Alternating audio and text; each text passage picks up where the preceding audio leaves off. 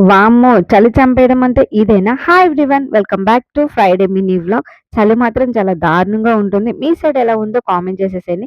ఇంక ఫ్రైడే కాబట్టి మార్నింగే లేసి ఇంక పనులన్నీ కూడా కంప్లీట్ అయితే చేసేసుకొని, ఫస్ట్ అయితే మంచిగా ఫ్రెష్ అయితే అయిపోయి, నేను అమ్మవారికైతే ప్రసాదం అయితే ప్రిపేర్ చేస్తున్నా. ఈరోజైతే నేను పరవన్నం ప్రిపేర్ చేశాను.